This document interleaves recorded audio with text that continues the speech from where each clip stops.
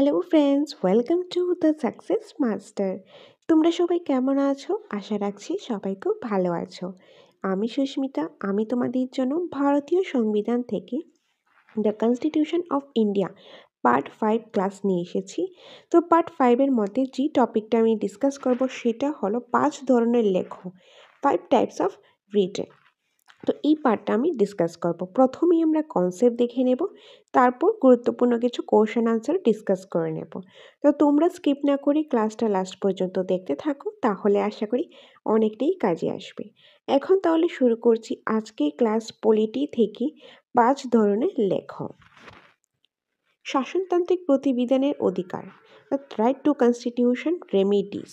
মৌলিক অধিকার উল্লেখের সঙ্গে তা সুরক্ষিত হওয়া প্রয়োজন। তা না হলে অধিকার ঘোষণাটি অর্থহীন হয়ে পড়বে। যে মৌলিক অধিকারগুলি উল্লেখ করার সঙ্গে সঙ্গে তার সুরক্ষা হওয়াও প্রয়োজন। তা যদি না হয় তাহলে যে অধিকারগুলি ঘোষণা করা হয়েছে সেগুলি সবটাই অর্থহীন হয়ে পড়বে। তাই সংবিধানে শাসনতান্ত্রিক প্রতিবিধানের ব্যবস্থা করা হয়েছে।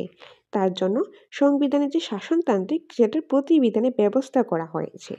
ডক্টর আম্বেদকর সাংবিধানিক প্রতিধানের অধিকার সংক্রান্ত 32 নং ধারাকে সংবিধানের আত্মা ও প্রাণকেন্দ্র বলেছেন। আর ডক্টর বি আর আম্বেদকর কী করেছেন? ভারতীয় সংবিধানের প্রতিবিধানের যে অধিকার সংক্রান্ত 32 নং ধারাকে সংবিধানের আত্মা বা প্রাণকেন্দ্র বলেছেন।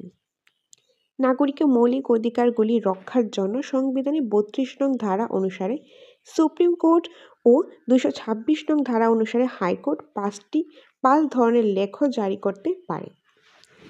সো এখানে কি বলা হয়েছে দেখো, যে মৌলিক অধিকারগুলি রয়েছে, মৌলিক অধিকারগুলি কী কী রয়েছে আমরা প্রিভিয়াস ক্লাসে ডিসকাস করেছি। তো সেই মৌলিক অধিকারগুলি উল্লেখ করার সাথে সাথে এগুলি সুরক্ষা হওয়া প্রয়োজন, সুরক্ষিত হওয়া খুবই প্রয়োজন। তা যদি না হয় তাহলে এই যে অধিকারগুলি ঘোষণা করা হয়েছে সেগুলি অর্থহীন হয়ে পড়বে। এই জন্য সংবিধানে শাসনতান্ত্রিক প্রতিবিধানের ব্যবস্থা করা হয়েছে। ডক্টর বি আর আম্বেদকর সংবিধানের প্রতিবিধানে যে অধিকার রয়েছে সেই সংক্রান্ত 32 নং ধারাকে সংবিধানের আত্মা বা প্রাণকেন্দ্র বলেছেন। আর নাগরিকের মৌলিক অধিকারগুলি রক্ষার জন্য ভারতীয় সংবিধানে 32 নং ধারা অনুসারে সুপ্রিম কোর্ট এবং 226 নং ধারা অনুসারে হাইকোর্ট 5 ধরনের লেখো জারি করতে পারে। এখন এখান থেকে দেখো বিভিন্নভাবে কোশ্চেন আসতে পারে। ধরো এখন বলা হলো যে ডক্টর বি আর আম্বেদকর যে কত নং ধারাকে সংবিধানে আত্মা ও প্রাণকেন্দ্র বলেছেন? 32 নং ধারাকে। এইভাবে আসতে পারে ডক্টর বি আর আম্বেদকর 32 নং ধারাকে সংবিধানে কি বলেছেন? আত্মা ও প্রাণকেন্দ্র। বা এইভাবেও আসতে পারে ভারতীয় সংবিধানে 32 নং ধারাকে সংবিধানে আত্মা ও প্রাণকেন্দ্র বলেছেন। কে বলেছেন? ডক্টর বি আর আম্বেদকর। তারপর ধরো নাগরিকের মৌলিক অধিকার রক্ষার জন্য সংবিধানে কত নং ধারা অনুসারে সুপ্রিম কোর্ট লেখো জারি করতে পারে? সুপ্রিম কোর্ট হলে 32 নং আর হাইকোর্ট হলে 226 নং। আর কত ধরনের লেখো? 5 ধরনের লেখো জারি করতে পারেন। ওকে, আর সেই 5 ধরনের লেখগুলি কী কী? এই লেখগুলি হলো বন্দি প্রত্যক্ষীকরণ, পরমাদেশ, প্রতিষেধ, উৎপ্রেষণ, তারপর রয়েছে অধিকার পিচ্ছা। এই সংবিধানে 32 নং ধারা অনুসারে সুপ্রিম কোর্ট কেবলমাত্র মৌলিক অধিকার সংরক্ষণের সাথে লেখো জারি করতে পারে, কিন্তু সংবিধানের 226 নং ধারা অনুসারে হাইকোর্টগুলি মৌলিক অধিকারগুলি বলবৎ করার জন্য লেখো জারি করতে পারে। এই যে 5 ধরনের লেখো, বন্দি প্রত্যক্ষীকরণ, পরমাদেশ, প্রতিষেধ, উৎপ্রেষণ, অধিকার পিচ্ছা, এগুলি হলো 5 ধরনের লেখো। সংবিধানে যে 32 নং ধারা রয়েছে সেই ধারা অনুসারে সুপ্রিম কোর্ট কেবলমাত্র মৌলিক অধিকারগুলি সংরক্ষণের স্বার্থে লেখো জারি করতে পারে, কিন্তু সংবিধানে যে 226 নং ধারা রয়েছে সেই ধারা অনুসারে হাইকোর্টগুলি মৌলিক অধিকারগুলি বলবৎ করার জন্য লেখো জারি করতে পারে। ওকে, সো আশা করি পার্টটা তোমরা বুঝতে পেরেছো। এখন আমরা নেক্সট পার্টে যেটা দেখে নেব সেটা হলো লেখো বা রিটগুলি কী কী। এখন এই যে 5টা লেখো রয়েছে, এই 5 ধরনের লেখো সম্পর্কে আমরা ডিটেলসে দেখে নেব। প্রথমে রয়েছে বন্দি প্রত্যক্ষীকরণ। বন্দি প্রত্যক্ষীকরণটা কি দেখো, 1 নম্বর, হেবাস কর্পাস শব্দটি একটি লেটিন শব্দ। যে হেবাস কর্পাস শব্দটি কি? এটি হলো একটি লেটিন শব্দ। এর ইংরেজি অর্থ হলো হ্যাভ দ্য বডি প্রেজেন্ট, অর্থাৎ সশরীরে হাজির করা। এর অর্থটা কি? এর অর্থ হলো হ্যাভ দ্য বডি প্রেজেন্ট, অর্থাৎ সশরীরে হাজির করা।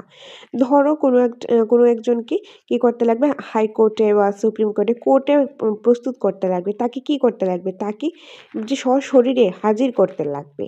তো এটাই হলো এটার মিনিংটা। তো হেবাস কর্বাস শব্দটি এসেছে ল্যাটিন শব্দ থেকে, তার ইংরেজি শব্দের অর্থ হলো হ্যাভ দ্য বডি প্রেজেন্ট, তার অর্থ হলো সশরীরে হাজির করা।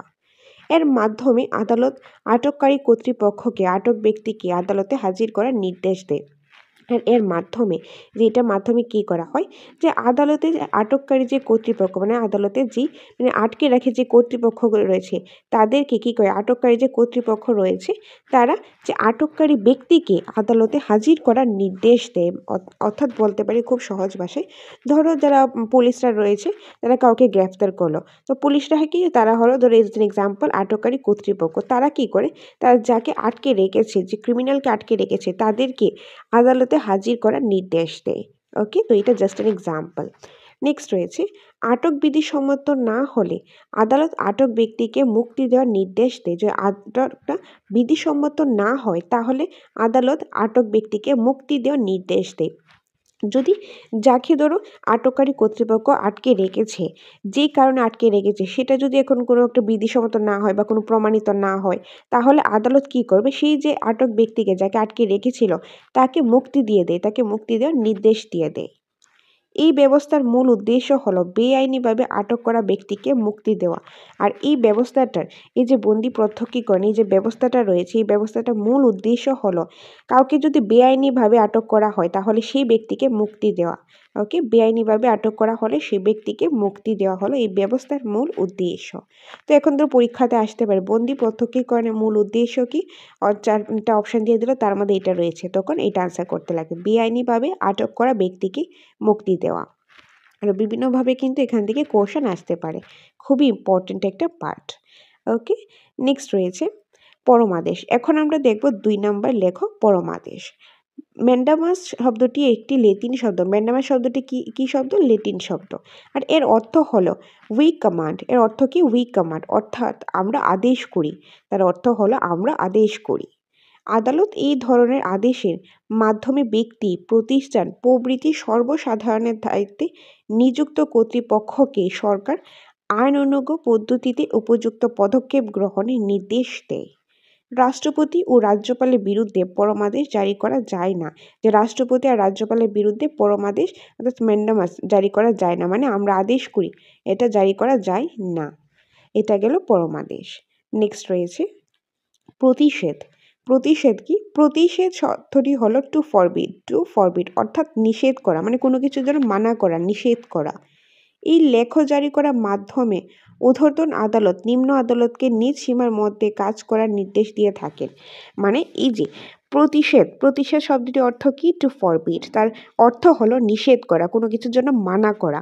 তো এই লেখ জারি করার মাধ্যমে যারা ঊর্ধ্বতন আদালত রয়েছে, মানে যারা ধরো যে আদালতগুলি মানে ঊর্ধ্বতন রয়েছে, যেরকম ধরো সুপ্রিম কোর্ট, হাইকোর্টের উপর রয়েছে সুপ্রিম কোর্ট, তো এরকম ধরো সুপ্রিম কোর্ট কি করবেন, বা যে মানে উপরে যে রয়েছেন, উপরে পোস্টে যে রয়েছেন, যে আদালত রয়েছে, তারা যে নিম্ন আদালতকে কি করবেন, মানে নিম্ন আদালতকে তারা তার নিজের সীমায় থেকে কাজ করার জন্য নির্দেশ দেবে। 3 নম্বর রয়েছে স্বাভাবিক ন্যায় বিচার বিরোধী কাজ না করার জন্য প্রতিষেধ জারি করা হয়। যে স্বাভাবিক ন্যায় বিচার বিরোধী কাজ না করার জন্য প্রতিষেধ জারি করা হয়, প্রভিশন করা হয়, মানে নিষেধ করা হয়। ঊর্ধ্বতন আদালতের নির্দেশ কেউ লঙ্ঘন করলে লঙ্ঘনকারীকে আদালত অবমাননার দায়ে অভিযুক্ত করা যায়। যদি এখন ধরো যে ঊর্ধ্বতন যে আদালত রয়েছে, এই আদালতের নির্দেশ যদি কেউ পালন না করে, সেটাকে লঙ্ঘন করে, তাহলে যে লঙ্ঘন করেছে, যে আদেশটা মানেনি, তাদেরকে কি করা হবে? অবমাননার দায়ে অভিযুক্ত করা যায়। এটি কেবল উচ্চ আদালত নিম্ন আদালতের উপর প্রয়োগ করতে পারে, আর এটি কেবল যে উচ্চে যে আদালতটা রয়েছে সেই উচ্চ আদালতটা নিম্ন আদালতের উপর প্রয়োগ করতে পারে। নেক্সট রয়েছে উৎপ্রেষণ। এখন কি রয়েছে? উৎপ্রেষণ শব্দটি অর্থ হলো টু বি সার্টিফাইড, অর্থাৎ জ্ঞাত হওয়া। যদি নিম্নতম আদালত তার এখতিয়ারের বাইরে গিয়ে বিচার করে তবে এই লেখর সাহায্যে উক্ত মামলাকে সংশ্লিষ্ট আদালত থেকে ঊর্ধ্বতন আদালতে স্থানান্তরিত করা যায় এবং এখতিয়ার বহির্ভূত সিদ্ধান্তকে বাতিল বলে গণ্য করা যায়। যদি নিম্নতম আদালত কোনো একটা ধরো বিচার করে, সেটা যদি তার এখতিয়ারের বাইরে, তার মানে যতটুকু সীমা আছে তার বাইরে গিয়ে করে, তবে এই লেখার সাহায্যে কি করতে পারবে, এই যে উৎপ্রেষণ রয়েছে লেখটা, এই লেখার সাহায্যে যে মামলাটা রয়েছে, যে উক্ত মামলাটা রয়েছে, সেই মামলাটার বিরুদ্ধে এটা সংশ্লিষ্ট আদালত থেকে, মানে এই যে নিম্ন আদালতটা থেকে ঊর্ধ্বতন কোনো আদালতে গিয়ে আবার স্থানান্তরিত করতে পারবে, আপিল করতে পারবে এবং এখতিয়ার বহির্ভূত যে সিদ্ধান্তটা আগে নেওয়া হয়েছিল সেটা বাতিল বলে গণ্য করা যায়। ধরো একটা সিম্পল এক্সাম্পল, কোনো একটা কেস নিয়ে ধরো হাইকোর্টের মধ্যে কি করলো, কোনো একটা বিচার সংক্রান্ত কোনো একটা কিছু হলো, তখন সেখানে হাইকোর্ট কি করেছেন, তার এখতিয়ারের বাইরে গিয়ে, তার সীমার বাইরে গিয়ে কোনো একটা বিচার করেছেন। তখন যে মামলাটা রয়েছে সেই মামলাটা নিয়ে কি করবেন, যেই সংশ্লিষ্ট মানে হাইকোর্ট থেকে সুপ্রিম কোর্ট কি মানে উচ্চ আদালতে রয়েছে, তো ঊর্ধ্বতন আদালত, তো ওইখানে কি করতে স্থানান্তরিত করতে পারেন। আর সেখানে যে আগে হাইকোর্টে এখতিয়ারের বাইরে গিয়ে যে সিদ্ধান্ত নিয়েছিল সেটা বাতিল বলে গণ্য করা যায়। ওকে, নেক্সট রয়েছে উৎপ্রেষণ লেখটি ঊর্ধ্বতন আদালত নিম্ন আদালতের উপর আরোপ করে। যে উৎপ্রেষণ লেখটি কি ঊর্ধ্বতন আদালত নিম্ন আদালতের উপর যে আরোপ করে, এটা গেল উৎপ্রেষণ। নেক্সট রয়েছে অধিকার পৃচ্ছা। অধিকার পৃচ্ছা কি, যে কিউ ওয়ারেন্ট শব্দটি অর্থ হলো by what authority or warrant, অর্থাৎ কোন অধিকারে, যে কোন অধিকারে। 2 নাম্বার, আইনসঙ্গতভাবে কোনো ব্যক্তি যদি কোনো বিশেষ পদের উপযুক্ত না হয়েও সেই পদ দাবি করে, তবে তার দাবির বৈধতা বিচারের জন্য আদালত এই লেখটি জারি করতে পারে এবং দাবি বৈধ না হলে তাকে সেই পদ থেকে অপসারিত করা হয়।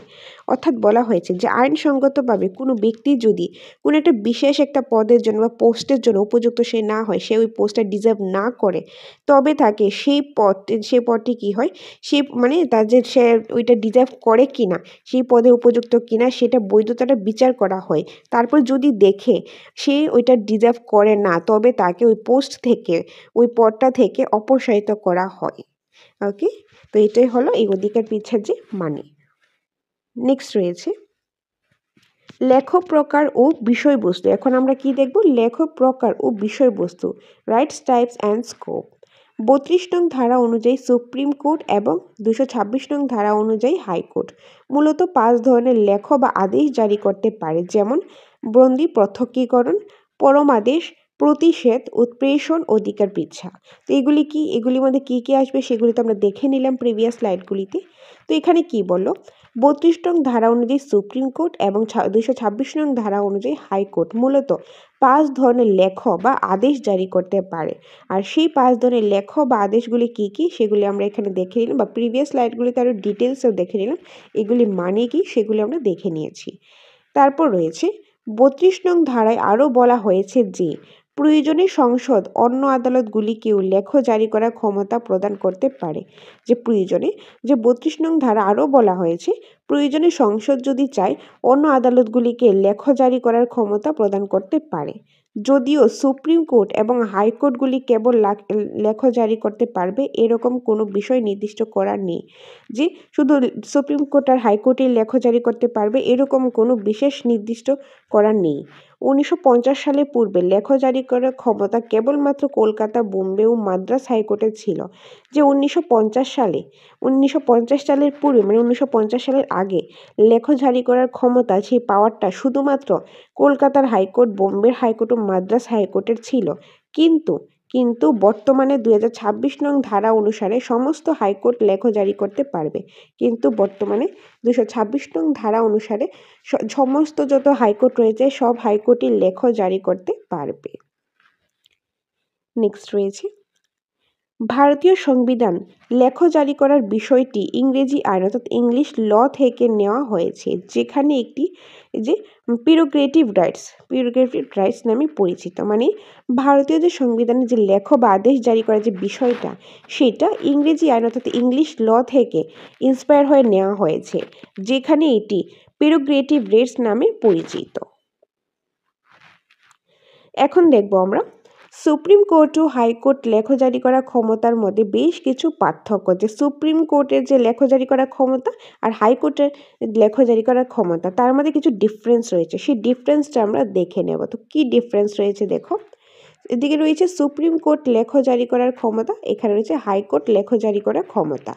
তো প্রথম পার্থক্য, সুপ্রিম কোর্টের লেখ জারি করার ক্ষমতা হাইকোর্টের তুলনায় সংকীর্ণ প্রকৃতির, কারণ এটি কেবলমাত্র মৌলিক অধিকারগুলির ক্ষেত্রেই লেখ জারি করতে পারে, অন্যান্য বিষয়ে নয়। অন্যদিকে হাইকোর্টগুলি মৌলিক অধিকার সম্পর্কিত বিষয় ছাড়াও অন্যান্য ক্ষেত্রে লেখ জারি করতে পারে। এখানে অন্যান্য বিষয় বলতে সাধারণ আইনগুলি বোঝানো হয়েছে। তো সুপ্রিম কোর্ট লেখ জারি করার ক্ষমতার ক্ষেত্রে কি, মানে সুপ্রিম কোর্ট যে লেখ বা আদেশগুলি জারি করবে সেটার ক্ষেত্রে হাইকোর্টের তুলনায় অনেকটা সংকীর্ণ প্রকৃতির, অনেকটাই কম প্রকৃতি, কম অধিকার রয়েছে। কারণ কেবলমাত্র মৌলিক অধিকার যে বিষয়গুলো রয়েছে সেগুলির ক্ষেত্রেই সুপ্রিম কোর্ট লেখ জারি করতে পারবে, অন্যান্য কোনো বিষয়ে সুপ্রিম কোর্ট লেখ জারি করতে পারবে না। কিন্তু কিন্তু হাইকোর্টের ক্ষেত্রে কি বলা হয়েছে, হাইকোর্টে মৌলিক অধিকার সম্পর্কিত বিষয়গুলি তো সে লেখ জারি করতে পারবেই, তাছাড়াও যে অন্যান্য যে আইন রয়েছে সেগুলির ক্ষেত্রেও হাইকোর্ট লেখ জারি করতে পারবে। এখানে অন্যান্য যে আইন বলতে এখানে বোঝানো হয়েছে, অন্যান্য অধিকার বলতে বোঝানো হয়েছে যেরকম ধরো বিভিন্ন সাধারণ আইন রয়েছে সেগুলিকে বোঝানো হয়েছে। তো সুপ্রিম কোর্ট কেবলমাত্র মৌলিক অধিকারগুলির ক্ষেত্রেই লেখ জারি করতে পারবে, আর হাইকোর্ট মৌলিক অধিকার ছাড়াও আরও অন্যান্য যে অধিকারগুলি বা অন্যান্য ক্ষেত্রগুলির ক্ষেত্রেও সে লেখ জারি করতে পারবে। নেক্সট 2 নাম্বার, সুপ্রিম কোর্ট কেবলমাত্র ভারতের সীমার ভিতরে অবস্থিত সরকার বা ব্যক্তির বিরুদ্ধে লেখ জারি করতে পারবে, কিন্তু হাইকোর্ট তার সীমানার অভ্যন্তরে বসবাসকারী ব্যক্তি ও সরকারের বিরুদ্ধে যেমন লেখ জারি করতে পারে, তেমনি নির্দিষ্ট সীমানা বহিস্থ ব্যক্তি ও সরকারের বিরুদ্ধেও লেখ জারি করতে পারে। তবে এই বিষয়ে উল্লেখ করা দরকার যে সংশ্লিষ্ট বিষয়টি প্রধান উৎস বা কারণ হাইকোর্টটি নিজস্ব আইনি সীমানার ভিতরে অবস্থিত হতে হবে। সো কি বলা হয়েছে, সুপ্রিম কোর্ট কেবলমাত্র ভারতের সীমানার ভিতরে অবস্থিত যে সরকার বা যে ব্যক্তির বিরুদ্ধে লেখ জারি করতে পারবে, কিন্তু হাইকোর্ট কি করবে, হাইকোর্ট তার সীমানা অভ্যন্তরে বসবাসী ব্যক্তিদের বা সরকারের বিরুদ্ধে তো করতে পারবেই, তার বাইরেও, তার নির্দিষ্ট সীমানা বাইরেও যারা অবস্থিত রয়েছে তাদের বিরুদ্ধেও লেখ জারি করতে পারবে, কিন্তু তার মধ্যে একটা কন্ডিশন আছে কি, সেটার যে সংশ্লিষ্ট বিষয়টি প্রধান উৎস বা যে কারণটি সেই হাইকোর্টের নির্দিষ্ট সীমানার ভিতরেই অবস্থিত হতে হবে। তারপর রয়েছে 32 নং ধারাটি যেহেতু একটি মৌলিক অধিকার, তাই সুপ্রিম কোর্ট চাইলেও এর অন্তর্গত লেখ জারির বিষয়টিকে প্রতিহত করতে পারে না। আর 32 নং ধারাটি যেহেতু একটি মৌলিক অধিকার, তাই সুপ্রিম কোর্ট যদি চায়ও তারপরেও এর অন্তর্গত লেখ বিষয়টি প্রতিহত সে করতে পারে না। কিন্তু অন্যদিকে 226 নং ধারা উল্লিখিত হাইকোর্ট লেখ জারির বিষয়টি যেহেতু মৌলিক অধিকারের মধ্যে পড়ে না, তাই হাইকোর্টের প্রয়োজনে এই বিষয়টি অগ্রাহ্য করতে পারে। যে হাইকোর্টের প্রয়োজন হয় চাইলে বিষয়টি অগ্রাহ্য করতে পারে, আর কিন্তু সুপ্রিম কোর্টে এটা পারে না, কারণ 32 নং ধারাটি মৌলিক অধিকারের মধ্যেই পড়ে। এগুলি গেল সুপ্রিম কোর্টের লেখ জারি করার ক্ষমতা, আর এই সেটাতে গেল হাইকোর্টের লেখ জারি করার ক্ষমতা। তো আশা করি দুইটার মধ্যে কি ডিফারেন্স রয়েছে, কি পার্থক্য রয়েছে সেটা তোমরা বুঝতে পেরেছো। কোনো ডাউট থাকলে তোমরা এই ক্লাসটা 2 থেকে 3 বার দেখো, তাহলে আশা করি আর কোনো ডাউট থাকবে না। 2 থেকে 3 বার ক্লাসটা দেখো, তারপর রিভিশন করো, মক টেস্ট দাও, প্র্যাকটিস করো। যত বেশি প্র্যাকটিস করবে তত বেশি তোমরা কিন্তু মনে থাকবে আর পরীক্ষায় ভালো স্কোর করতে পারবে। তো তোমরা যত পারো তত বেশি রিভিশন করো। এনিওয়ে, এখন আমরা কোশ্চেন অ্যান্সার দেখব। তবে কোশ্চেন অ্যান্সার দেখার আগে তোমাদের বলে দিই, আমাদের কোচিং সেন্টার দ্য সাকসেস মাস্টারে একদম নিউ আপডেটেড ভার্সনের নোটস রয়েছে। তোমাদের কারো প্রয়োজন হলে সেটা নিতে পারো, আমাদের সাথে যোগাযোগ করতে পারো। আর নোটের সাথে তোমরা মক টেস্টও পেয়ে যাবে, স্পেশাল অনলাইন মক টেস্ট পেয়ে যাবে।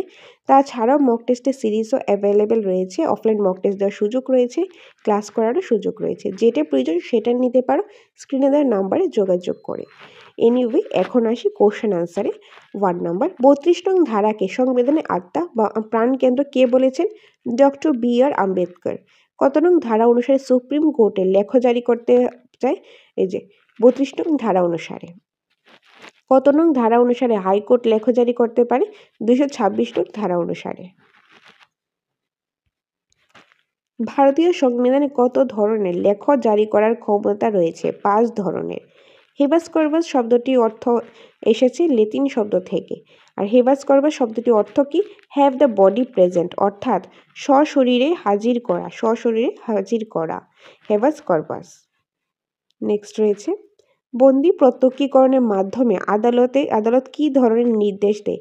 আটক করে কর্তৃপক্ষকে আটক ব্যক্তিকে আদালতে হাজির করার নির্দেশ দেয়। বন্দি প্রত্যক্ষীকরণের মূল উদ্দেশ্য কি? বেআইনিভাবে আটক করা যে ব্যক্তিরা রয়েছে তাদেরকে মুক্তি দেওয়া। ম্যান্ডামাস শব্দটি কোন শব্দ থেকে এসেছে? ল্যাটিন শব্দ থেকে এসেছে। ম্যান্ডামাস শব্দটির অর্থ কি? ম্যান্ডামাস শব্দটির অর্থ হলো উই কমান্ড, অর্থাৎ আমরা আদেশ করি। উৎপ্রেষণ শব্দটি অর্থ কি? টু বি সার্টিফাইড, অর্থাৎ আমরা জ্ঞাত হওয়া, টু বি সার্টিফাইড অর্থাৎ জ্ঞাত হওয়া। ওকে, নেক্সট রয়েছে অধিকার পৃচ্ছা বা কিউ ওয়ারেন্ট শব্দটি অর্থ কি? By what authority or warrant, অর্থাৎ কোন অধিকারে। 1950 সালে পূর্বে লেখ জারি করার ক্ষমতা কোন কোন হাইকোর্টে ছিল? এই যে কলকাতা, বোম্বে, মাদ্রাস হাইকোর্টে ছিল, কিন্তু বর্তমানে প্রত্যেকটি হাইকোর্টে লেখ জারি করার ক্ষমতা রয়েছে। ওকে, সো এই ছিল আজকের ক্লাসে। প্রথমেই আমরা কনসেপ্ট দেখে নিয়েছি, তারপর আমরা কিছু কোশ্চেন আনসার প্র্যাকটিস করে নিলাম। তো কনসেপ্টের মধ্যে কী কী দেখলাম একবার দেখে নাও। সো প্রথমেই আমরা যে টপিকটা স্টার্ট করলাম সেটা হলো ভারতীয় সংবিধান থেকে, দ্য কনস্টিটিউশন অফ ইন্ডিয়া থেকে, আর পার্ট 5, কারণ এই চ্যাপ্টারটা অনেকটাই বড়, তার জন্য পার্টে নিয়ে আসছি যাতে তোমাদের সুবিধা হয়।